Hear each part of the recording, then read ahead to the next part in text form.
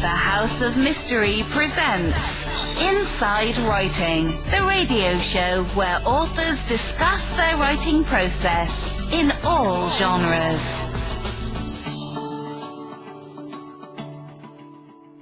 Joining us today to talk about a lot of his books, and we're going to talk about a couple in particular, is Matt Birkbeck. Thank you for taking the time to talk to us today. Thank you for having me on. I appreciate it. Well, listen, Matt, you've done a lot of work here. I've seen in your list and stuff like that. How did you get into this type of writing, like this journalistic kind of investigation and crime and that? I actually, I've been a journalist for many years. I started in radio in New York, but I actually kind of went backwards. I worked in magazines in the early 90s for Rolling Stone and Entertainment Weekly and covered the music industry and whatnot. And then I moved to Pennsylvania, and I was working for People magazine as a contributor, as a correspondent, but I also took a job at a newspaper. And I began doing one by one these in-depth investigative pieces, and it became my forte. And I did a really big one in 2001 on mortgage fraud, and won a national award for it. And then just, as far as the People work was concerned, I wasn't really doing the kind of, entertainment stories. I was focused more on crime and human interest stories. And so that was my focus for several years, and it was how I actually got involved in the Robert Durst story, which I first started covering. Actually, it'll be 20 years ago in October. So, I continued on with the investigative work, and that seemed to be, I'm interested in it, and plus it was something I was very good at doing. So, what is it about a case that actually draws you in to where you want to spend a lot of time on it and write a book? So that's actually a good question, because people ask me that often, and basically there has to be several components. Number one, it has to be obviously something interesting about it. It doesn't have to be someone that people know about. So, I've written, a couple of my books were about people that, folks for the most part never heard of. But the story also has to be compelling. It has to be multifaceted, and I only can really learn that once I do some research. So it takes me, several months to really get down. To get down to the bottom of a story. I actually was working on a book idea a year ago or so for about 6 months, and then, after talking to my agent, I just finally decided this isn't going to happen. It just didn't have all these different elements that I typically look for. So I ended up shelving it. So, but pretty much it has to be something I know that when it comes out, people are going to be interested, but the story's going to go in different directions and then circle back and come to an ending. And, that will attract me and will attract readers. Now, on your latest book, it says A Beautiful Child. You've done a sequel to that, right? Finding Sharon. Is Correct. That what? Maybe explain that to us, because I'm not as familiar with that. So I wrote a book. It was actually my second book. In 2004, it came out, and this was a story that no one knew about. It was about a girl who lived alone with her father in Georgia in the mid-1980s. She was a standout student. Beautiful, and had a full scholarship to Georgia Tech University to become a aerospace engineer. Only he wasn't really her father. He was a convicted felon and a fugitive who had kidnapped her when she was a toddler and raised her as his daughter. And the story goes off into just so many different areas. And I just, there was this photograph I looked at early on, and it had a picture of her when she was about 5-6 years old sitting in this guy's lap. And you could just see the look on her face. I mean, you just had great empathy for her. What really drew me to the story also is that no one knew her true identity. So I spent a year on this book, came out in 2004, and my hope, the book did not have an ending, which I know frustrates readers, but my hope was that the book would ultimately lead to identifying this girl. And it took 10 years, and that's exactly what happened. So, when the book was published, it was a big hit in the U.S. It was published overseas in several countries. So I was getting email from all over the world, from folks who had, were trying to identify her and had, sent me names. And I would send the names to Washington, to the National Center for Missing Children, to see if we could do a DNA test. Long story short, the FBI ended up, off of the book, which kept the story alive, with the cooperation of the National Center, they ended up interviewing the so-called father. And he finally told us who she really was. So I ended up doing a sequel, which is called Finding Sharon, which came out a year or so ago. And then I also went back to Oklahoma, where the girl is buried. She was buried under a false name. They had stolen many names and used different identities throughout her life, often stealing them off of tombstones. And we were able to get her real family together. And it was folks from around the country, as well as all the law enforcement that was involved in this case, from Oklahoma City, Tulsa, Oklahoma. And we were able to replace her headstone with a real one with her real name. So, which gave me great pleasure. So it just sold me on a couple of books. It's a truly remarkable story, but it also gets into this whole situation with missing children in America and how, when a kid went missing in the 70s and in the 80s, it was, the police basically said, well, let's give it 24 hours. Well, you're giving it 24 hours and this kid's going to be gone. So, John Walsh, his story is pretty well known. His son was killed. He went on to actually, it was through his work that the National Center was born. And over the course of decades, now we've got Amber Alerts. Now, a kid goes missing within 2 hours, notices go out. So it's rare when something like this can happen. But thanks to technology and some really great police work on the part of the FBI, we were able to finally identify her.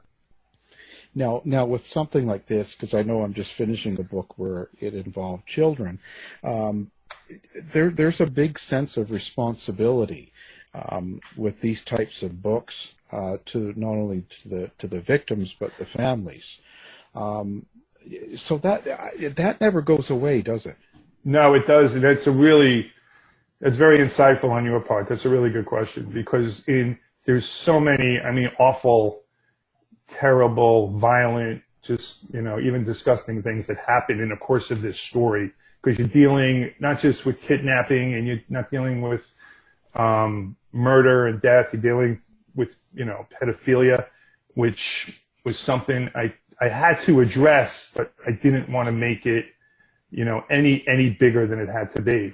And so I just went into A Beautiful Child knowing that this story was just so powerful. I had to find a really good way to tell it, but just stick to the facts and just, tell it in a compelling way where you're going to keep readers interested and even gripped to the story, which they were, thankfully, but just not go overboard and do anything disrespectful. So to that end, when we found her real identity, I had reached out to her biological father, and he didn't want to initially talk to me or anybody else. This was in 2014. And then right before, it was like kismet, right before we were going to have this ceremony where we changed her headstone in 2016, he actually reached out to me. It was 2 years later. And he actually said, listen, I've had a terrible time with this, as you can imagine. I read your book and I saw how respectful you were in terms of telling the story. And, I'd very much like to talk to you. And we did talk, and he did end up coming. He lives on the West Coast. He did end up coming to Oklahoma. And he met his biological granddaughter that he didn't even know he had.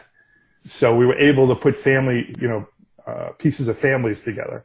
And it was pretty cool. But you do have to be very, very aware in doing a story like that, even in doing any kind of a crime story, as to the victims' families and how they're going to feel when they actually read the book. Yeah. It's a really, really tough. It's a fine line to get it right, and not be too salacious, as they say, or something. Right? Correct. So Yeah. that's crazy. Why did this guy take this girl, and kind of what was behind this guy doing this? So his name is Franklin Floyd, and I spent 6 hours with him, interviewing him in prison. The first 4 hours were in St. Petersburg after he was found guilty for murdering a girl in 1989. And he's just, this is a guy who was raised in an orphanage, was abused himself, just had a few screws loose is the best way you can explain it. And, when you ultimately sit down with him, 2 hours into the interview, you realize that this guy is pure evil. And I actually had to get up and leave the interview room. They actually put me into a small interview room with him, and he had his cuffs on at first, but he asked if he could take them off, because fortunately for me, he had acted as his own attorney during his trial, and he had access to all the discovery materials, and he had them with him, and he allowed me to make copies of everything, which frankly made the book. So I had, all of his records going back to when he was a kid and back in the orphanage, arrest records and whatnot. More importantly, I had all of, we call her Sharon. I had all of Sharon's records, from school, high school, whatnot. I had an autopsy report. It was a treasure trove of information. So, but what makes these guys tick, I have no idea. I wish I could answer that question, but I can't. Well, people like that too. Quite often they can go up for parole. Like they should never really be allowed out, should they? I mean, because we're not really. I don't know. Because how can you rehabilitate someone like that? You can't, and that's really important. You cannot rehabilitate a Franklin Floyd. So. But the way, law enforcement, the courts work, someone goes to prison, you serve your time and you're out. And then you move to a different state, you go do your thing again. And that's exactly what happened in this case. So, that's the way the country is built. And unfortunately, this is one of the few things that, we have to deal with as a society here. But he was truly a monstrous individual, and he's still alive. He's on death row in Florida, and he's still alive. But like I just said, truly a monstrous individual. Yeah, but that's just crazy. I mean, if they can't be truly rehabilitated or fixed, so to speak, how can they really blend back in society? Like, do you really want that person as your neighbor? Correct. But you've got groups like the ACLU and others that would never let that happen. They would just, they would point to the Constitution. They would point to the laws of the state. They would point to federal laws, and they would just say, hey, he has his rights. Doesn't matter how many heinous crimes he committed. He still has rights in this country. And, and that's just the way it is. So unfortunately, you really have to wait till he commits his next crime, and then he'll go away to prison, usually for life. Here in Canada, we have it's called the Dangerous Offender Act, and there has to be a whole trial to ensure that the person is a dangerous offender. But if they're deemed that, then they're held indefinitely. And define indefinitely. Yeah, for life. Okay. Yeah. Well, that's really interesting. I never knew that, but that would be something that they should consider here. I would be for it. Yeah, I mean, I'm all into people's rights, and he has his rights. And if he gets redeemed from his, finds God or whatever it is, that's all good. But if he has mental issues that causes him to do things like this, and he's not been rehabilitated or he's not getting help for that, it just seems to me common sense not to mix that in common society. That's all. But I guess that's you guess you're right. I'll never win that one. Now, A Deadly Secret and Durst. How did you get into that case? Like, how did it fall into your lap here? So back in 2000, as I mentioned earlier, I was a correspondent for People magazine. And I had started working for People in the late 90s, and I typically covered crime and human interest stories for the New York Bureau, which meant I would go anywhere from Pennsylvania up to New England and even into Canada. So my editor called me. There was a big story in the New York papers, in the New York Times and in the New York Daily News about this heir to a real estate fortune, Robert Durst. And he had been suspected of killing his wife some 20 years earlier in 1982. And then the case just went cold in that there was a new investigation, only instead of being in New York City, it was up in Westchester County, which is just north of New York. And so my editor, we wanted to do a piece, and she assigned the story to me, and I ended up spending the next 3-4 weeks digging into it. And I did a piece that came out. It was probably one of the longest crime pieces that People had ever done. It was like 5 pages long. And it came out on December the 4th of 2000, I believe. And then 3 weeks later, Durst had a best friend. Her name was Susan Burman, and it was suggested that she had helped him back in 1982, get past the police and all of that. Well, she's murdered in Los Angeles. And then this is where this case starts to go off the rails. So I didn't do another piece. I stayed in touch with the people that were involved in the story. I got to know the missing wife. Her name was Kathie Durst. And they had met in the early 1970s. He's rich. She's a blue-collar girl from Long Island. They meet, quickly get married. First few years are great for them, and then they just deteriorate to the point where she goes missing on a cold winter night in 1982. I stayed with the story, meaning I stayed with the people that were involved in the story. It became national news once this woman, Susan Burman, was murdered. And then in late September of 2001, I got a call from a screaming woman who was one of my sources on the story, telling me that his name was Bobby too, I call him Bobby, was arrested in Galveston, Texas for chopping up a guy. And this guy's name was Morris Black. And that's when the story really took off. So that's when I went to my editor at People suggested to me, saying, hey, this could be a good book for you. And I always wanted to do a book. And I said, sure. So she helped me get my first agent. And I ended up doing A Deadly Secret. But the story, this is another story. So Like a Beautiful Child, that one ended, there was no ending to it. A Deadly Secret, there was really no conclusion. I told the story into what happened. I gained access to the New York City police files from the 1982 case. I told the story of what happened then. I told about their marriage. Some really great detail in the book about Durst. And then, but when the book was published in 2002, it was before his trial for hacking up that guy in Texas, Morris Black. And so there wasn't an end to it. But what I came away from in doing the book, and I was just totally convinced about this, but he wasn't just a murderer.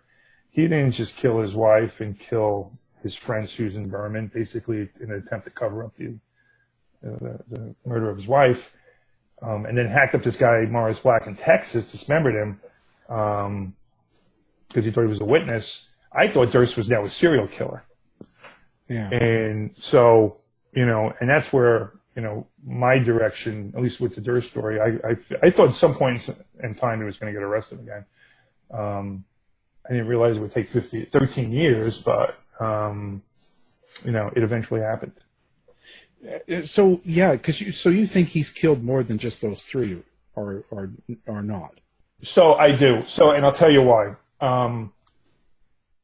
When I went to Galveston the first time after he killed Morris Black, who he was living with a drifter. So he goes, a year earlier, just to backtrack, a year earlier, once the news of this new investigation into the disappearance of his wife is out there, he goes to Galveston, Texas. No one knows at the time, but he flees to Galveston, and he goes there, and we find out that he was masquerading as a deaf-mute woman.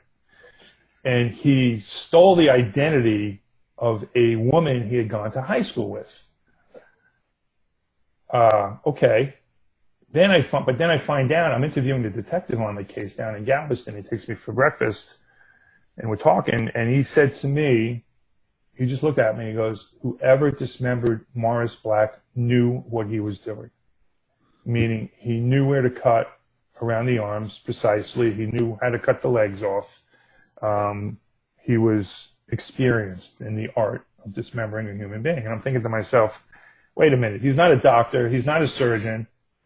You know, he's some rich guy who's hanging out, stealing identities, living amongst the homeless, along with a private detective down in Texas, Bobby Basha. She did a lot of work on this case. We had discovered that Durst had been stealing identities for at least 10 years earlier. And he had also been living in different states across the country and living amongst the homeless and transients. So, for example, he was in San Francisco. He had a home in San Francisco. He had several P.O. box addresses. And he also had another home up in Eureka, California, which is about a 5-hour drive north of San Francisco. It's right on the coast. And at that time, there were two young women who disappeared. A girl named Kristen Modafferi and another girl named Karen Mitchell. And I had gone up there to Eureka. I was doing some work for CBS News as a consultant. And they did a composite of the guy who was spotted, who was seen with this girl, Karen Mitchell. And it was the spitting image of Durst. It was, without a doubt, Robert Durst. So there was a lot of circumstantial evidence that suggested he was a serial killer, and I've basically gone with it ever since. And when I did report that, just one other aside, when I did report that right before his Galveston trial, I knew another producer who was very close to the defense team, Durst's defense team, and she told me that she was told that that Durst was very concerned about the Karen Mitchell disappearance. He thought he was going to be indicted. And his attorney, his Texas attorney, Dick DeGuerin, basically patted him on the shoulder and said, listen, let's worry about one trial at a time. So, Yeah. So it's really, it's been something that the FBI had decided to look at once he was arrested in 2015, following the airing of the Jinx. And FBI director at the time, James Comey, actually announced that they were going to be looking at Durst and the disappearance of other people across the country. But of course, it was just for the TV cameras. It really never went. It never really went anywhere. So, but I'm completely convinced that he's a serial killer, and I believe he's killed a number of people. Now, was there a type of how do I put this? Was there an MO behind this? Like, did he have a particular type of person he wanted to kill, or was it random? Or what do you think? What do you think led him to do the killings? So in 2015, and if there's anyone in your audience that's not familiar with Durst, they may be familiar with, they're familiar with the Jinx, don't know Durst. The HBO aired the Jinx, which was directed by a guy by the name of Andrew Jarecki. So Andrew had actually reached out to me in 2011 and asked me to appear on the Jinx. And I had declined. Only, Andrew and I had different ideas on what Durst was about. As I said, I thought he was a serial killer. Andrew didn't. Although Andrew did call me after the Jinx, after the last episode aired, and he just said, Matt, you were right. This guy's a serial killer. So, and he had spent some time with him, so he was completely convinced. So the Jinx airs, and, we have the famous last scene where he's in the bathroom and he's mumbling to himself, and sounds like there's like different personalities emerging. And he, says the famous words, "Killed them all, of course." So, that becomes, it becomes big national news, and for a long time. And to this day, and then he's charged with the murder. He's finally charged with the murder of Susan Burman, for which his trial has now been postponed to April because of COVID. But soon after he was arrested, we hear, I never knew this, but the police in Vermont suspected him in the disappearance of a girl back in 1972. And she had just visited, he had a health food store called All Good Things. And she apparently had been in that store and then Within an hour or two later, she's gone. It's never seen again. So they were curious as to Durst, and they had suspected. Of course, it's all circumstantial. Right. So these are all young women. You know, this woman was like, I think 18, 19, 20 years old. Karen Mitchell was 16. Kristen Modafferi she was 18. She was from North Carolina. Her story was particularly sad. She came from this really nice family in North Carolina, went out to San Francisco for the summer, I believe to study or maybe on a fellowship, and working in a coffee shop, and she vanishes. So they're young women. Someone once pointed out to me that some of these women, like Kristen Modafferi and Karen Mitchell, had the same initials as Kathie Durst, whose maiden name is McCormick. So, I'm not one to, hold up a sign and say, hey, this is a great clue. It was just something that someone threw out to me once. But they were young, but then with the murder of Morris Black, that kind of throws that out the window. So I'm not sure if there's a particular type. I will tell you, though, that he did have an affinity for hanging around homeless and transient people. And to me, what that suggested was that let's just say that this idea that he is a serial killer is true. What better people to kill than homeless and transient people who no one's going to miss? Right. So yeah, Morris, it's a great victim pool, right? Exactly. And he's guy's got, his family owns half of Manhattan. So he's the heir to, or he was at the time, to, I think he had $100 million in his own trust fund. So imagine a guy who wants to hang around the homeless, can kill them, and has just unending surplus of money to finance whatever it is he's doing. Because he did drop off the map in the 1990s. No one knew exactly what he was doing or where he was. So, I think that he didn't necessarily have a type, other than I do believe that he was traveling around the country and he was killing people. Yeah. No, I was just curious if he had some sort of motivation. I mean, Morris Black might have been not someone he intended. He didn't mark him to kill him. It just sort of happened because of something that went on. Or he did know Morris Black because there's been some suggestion that they had known each other for many years. When I went to look at Morris Black, typically you could find someone's history.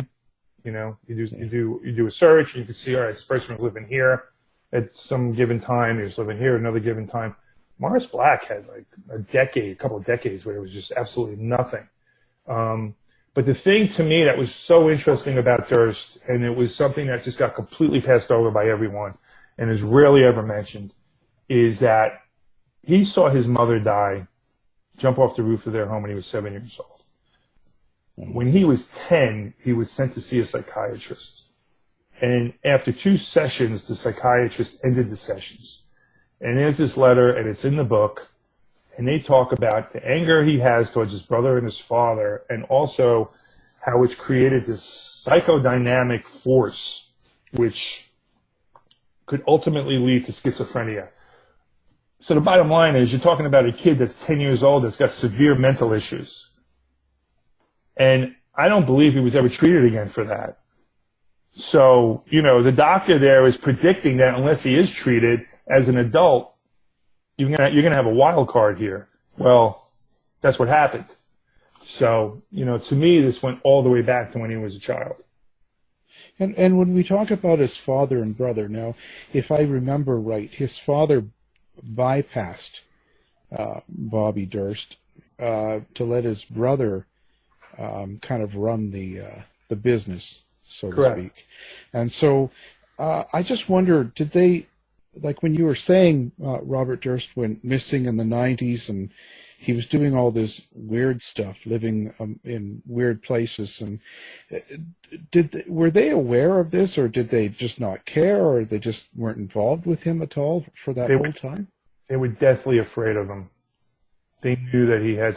They thought the family all knew what he did with Kathie. They just weren't going to say anything about it. He left. He was never ever going to take over the Durst organization. His brother Douglas was groomed to take it over. This is what he did as a living.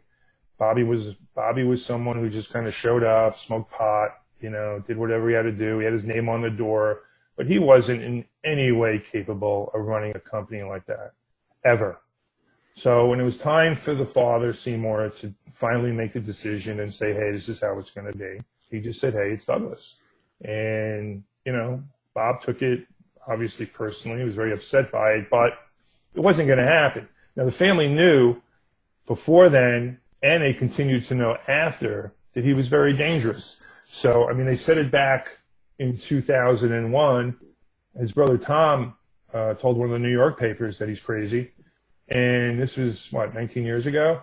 And then, as I wrote in A Deadly Secret, in the newer edition that came out in 2015, following the jinx and following his arrest, whenever Bob came to, he was living in Houston, but whenever he came to New York, Douglas would have him trail 24 hours a day. And he would also have extra security assigned to his home. So everyone in the family knew that he was extremely dangerous, could, if given the opportunity, be violent and even kill one of them. Do they stand beside him during these trials, and like even the trial going on now?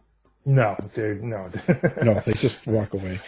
Walk away. No, he's on it. He's on his own. He was on his own 20 years ago, and he's on his own now. So, but he still has the same amount of resources. His trust fund is still there, correct? Yeah, he was given. The numbers vary. It's somewhere, but he was given a payout like between $60 and $90 million. But what's interesting, and I was just having this conversation with another member of the media last week, but the lawyers that he has now are basically eating away at his trust fund. So, his defense, he's been in prison since 2015 awaiting trial, since 5 years. The number 10 million already popped up. At least that's what was told to me. So by the time he gets through a trial, he'll still have money left, don't get me wrong, but, they're eating into it. So, you're talking $15 million, if the trial and, comes to a conclusion next spring. Well, they got him off on the Morris Black one, which was absolutely crazy. It was bizarre, but when I covered the first 2 weeks of that, and you could tell as soon as the trial started and it continued on, you could see it was like, the major leagues with his defense team and the rookie leagues with the prosecution. It was just, they were way in over their head, even with a case like this. And, plus you add in a bizarre jury and we had the conclusion that we got. I just couldn't imagine letting someone go when they hacked up a body.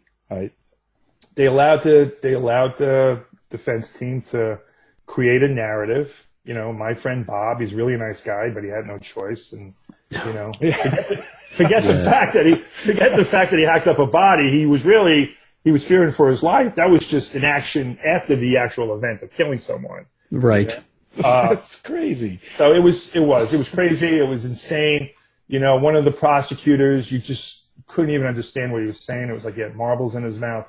So, and I've often, whenever I've spoken about them, I've tried to, be, not too critical, but when you think about it, you just can't help but be critical. It was just awful. In the upcoming trial, that was going to be completely different because the district attorney in LA, John Lewin, this is what he was born for, these kind of cold cases. So, Durst defense team is gonna, they've got a big challenge ahead of them. Yeah, they got their work cut out. Well, what exactly have they got on him? And this is about his friend, right, Susan Burman. So this is about Susan Burman, but what they were able to do was they were able to bring in the Kathie Durst investigation and the Morris Black murder to show that this was part of an overarching scheme on the part of Durst, that he killed Susan Burman to keep her quiet because she had helped him after Kathie Durst disappeared. So Susan Burman and Bobby Durst have been friends since the 1960s. She's the daughter of a famous gangster in Las Vegas, Davy Burman. Her parents died young. One committed suicide. Bob's mother committed suicide.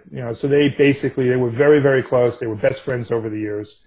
And she actually was his spokesperson to the press once it hit the media that Kathie Durst had disappeared. And she's even suspected of making this crucial phone call that he claimed that Kathie had made to the dean of her medical school saying that she would not be in school that Monday, even though she had disappeared that Sunday.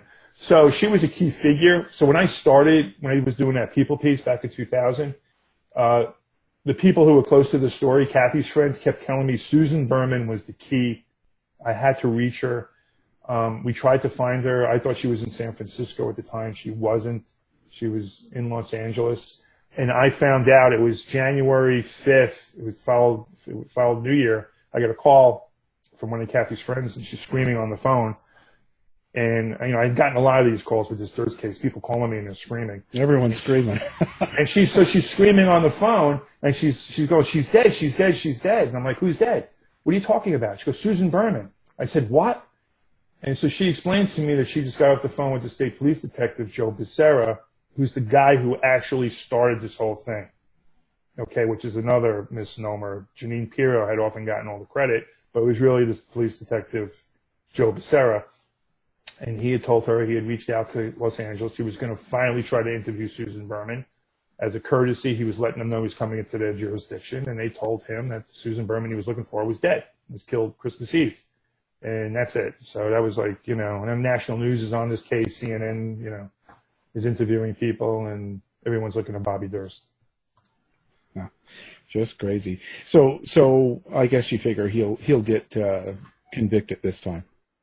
Yeah, without a doubt. I think, if he had some really good advice, there's a video. So when he was arrested in 2015, John Lewin, the prosecutor from Los Angeles, flew to New Orleans, and he sat down with Bob for like a 2-3 hour interview before Bobby's lawyers showed up. And I believe the video of it's available. It's on YouTube. And he almost got him to admit to killing these 3 people, including Kathie. But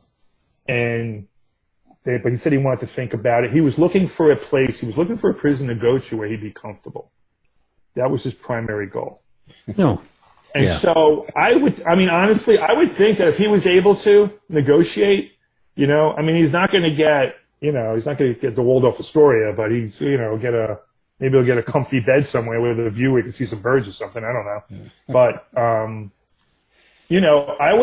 I would suggest that if he was, because he's very sickly now, he's in his mid-70s, and it's, hey, tell us everything you've ever done.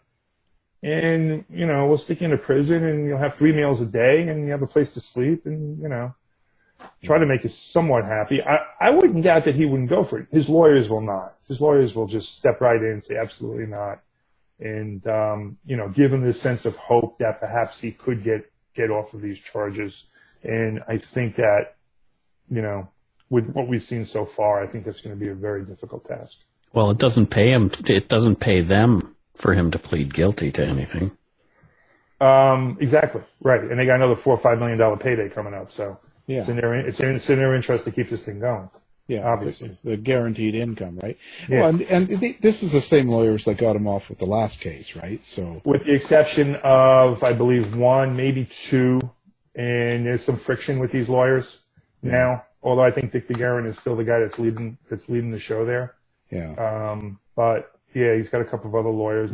From what I understand, there's some difference of opinion on how the approach should continue, and I'm not sure how that's going to end up when this actually goes to trial. Yeah, I would think he's got some faith in them, but after that last one, so yeah, of course, he got him off then, so he's going to be thinking, why not? Especially if they keep telling him, yes, Bob, we can get you off. But I think, calmer and clearer heads should, and he does have a couple of friends, should try to have a word with him and, Yeah. I was just going to say, I don't know, but how many friends could he have after all this? You'd be surprised. He's got 2 or 3 very close friends. And one of them I was shocked by because it's a woman who is actually, I've been in touch with her since 2005. She actually came to one of my book signings, and I met her when my Sammy Davis Jr. book came out. Right. And she's just, a middle-class, blue-collar woman who just, believes in him. And I don't get it. But, she's loyal to him and continues to be loyal to this day. Yeah. Yeah, that's how, we've seen Stranger Things all the time, right? So Yes, we have. it just goes on and on. That's quite an amazing story. Great book. I'm listening to it now. Now, do you have a website? I do. It's mattbirkbeck.com. Okay. And Instagram site. It's matt.birkbeck.author, which I just started, and I actually have someone doing that for me because social media is not really my bag. So yeah. Well, these things keep popping up, right? So yeah. Well, that's great. We're going to have that on our website as well, so people can find you easy if they don't know how to pronounce your name or say it like me. One other thing, you did a book called The Quiet Dawn. Yeah. Now that looks really interesting, and you were talking about Kingpin. What's that? Russell Buffalino. And you've tied him to Jimmy Hoffa, hey? So here's the Reader's Digest version, which is the short one. I was as I mentioned earlier, I've been an investigative journalist for years. I was working for another newspaper, and I was covering Pennsylvania's entree into casino gambling in the mid-2000s, like 2004, 2005. And the governor at the time, Ed Rendell, was force-feeding a couple of candidates, and one of them was a fellow from the Scranton area with these long-standing mob ties. And so I started digging into it, and long story short, it was this incredibly corrupt exercise in terms of getting this guy with this mob history a gaming license. And he was ultimately charged for perjury, for lying to a grand jury about his relationship to Russell Buffalino. Russell Buffalino, unbeknownst to me, was arguably the most important mobster in the history of this country. If you go through his life in the 40s and the 50s and the 60s, and then in the pinnacle of his career in the 70s, where he's leading two families, he had control over Jimmy Hoffa and the Teamsters. I read about this. This is all in the book. He had ties to Cuba and the dictator there, Fulgencio Batista. He had casinos in Cuba. He had garment factories in Pennsylvania. He had a restaurant in Midtown Manhattan that he operated out of. Just a truly, truly remarkable individual. In 1963, the government identified him as being one of the most important and ruthless mobsters ever in this country. Only since he operated half the time, and he was from Pennsylvania, everyone ignored him. They said, this guy from Pennsylvania, doesn't mean anything. He's not from New York. He's not operating from Chicago. But actually he was. So he was very good friends with Jimmy Hoffa. It was, as I write in the book, and there's a clip on my Instagram site. You'll see it's like a 6-minute clip from this NPR program I did, History Detectives on him, where it outlines how he had, in 1975, formulated a plan that ultimately killed 3 members of the mob, Sam Giancana, actually 2 members of the mob, Sam Giancana and Johnny Roselli, and the third person, Jimmy Hoffa, because of this ongoing church committee hearing in Washington, which was looking into the CIA's ties to using mobsters to kill Fidel Castro. And Buffalino and Hoffa were very much involved in that. So it's a truly remarkable story. It's one that I'd spent 5 years covering, and then it took me another year or so to write the book. Wow. So when you're doing a book like that, do you ever worry about getting hit? Listen, I'm not going to say it was more during my coverage that I would have conversations. So, I would get a call. I had gotten a couple of calls from the FBI about threats that they thought were real and they thought I should know. There was one of my sources was a member of what was left of the Buffalino family. And he was, supposedly committed suicide. He hung himself, but, I doubt that very much because he died just a couple of weeks after someone was released from prison who he had actually testified against. So, yeah, there was a lot going on. It was one of the reasons in 2010, I still continue to do stories like this, although I kind of stretch them out a bit. I did a piece for Playboy in 2014 about the mob, the Secret Service, and a former Major League Baseball pitcher named Denny McClain. And that's up on my website if anyone's interested in reading that.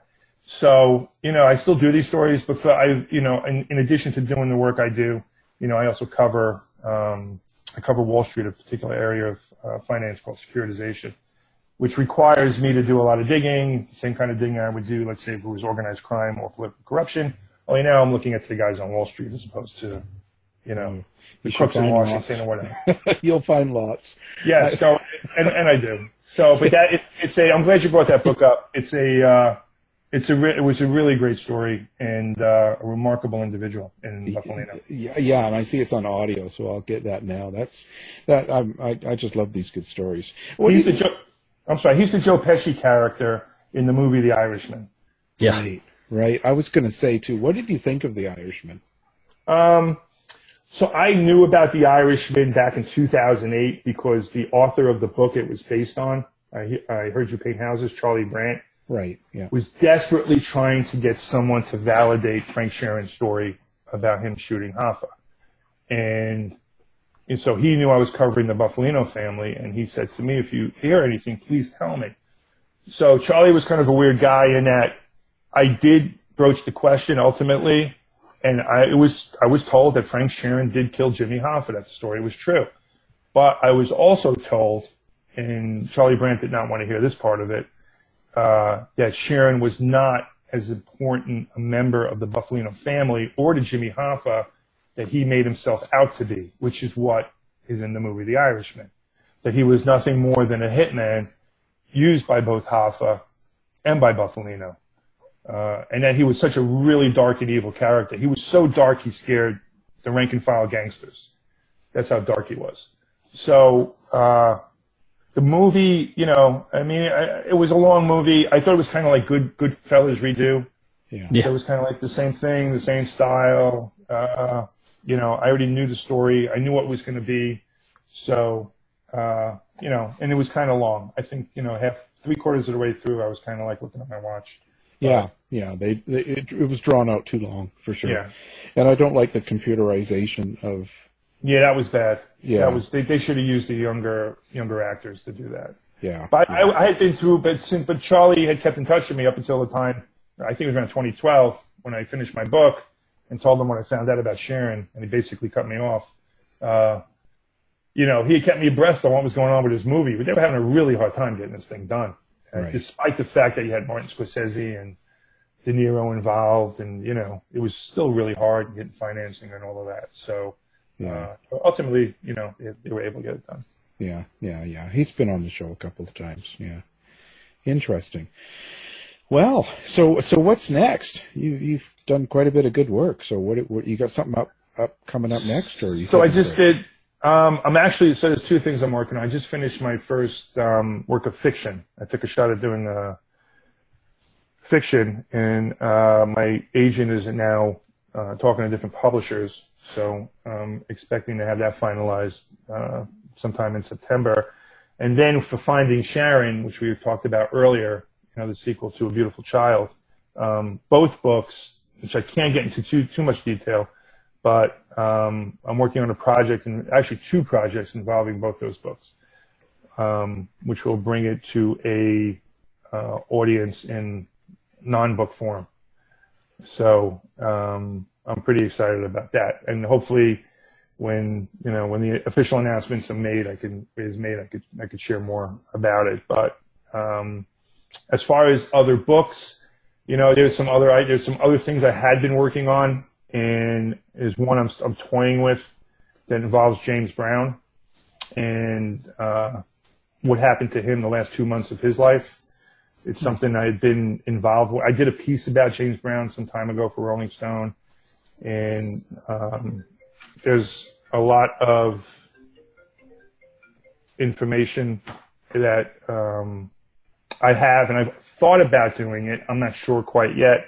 So I'm still, like I said earlier, I like to put different things together to see if I actually have what I need to put a book together. Yeah. So I'm still thinking about that, because it's a year or two of your life, and you got to devote all this time and attention to it. And Yeah. You really have to be. You have to feel. You just really have to be into the story to want to devote that kind of time. Yeah, it's a process for sure. Well, it's been a great conversation, and I'm glad you could talk with us today. We'll have your website and books up on ours. What can I say? You've written some great books. Our guest has been Matt Birkbeck. Thank you for being here. Thank you. Thanks for having me. Thanks, Matt. Thanks. You've been listening to the House of Mystery radio show.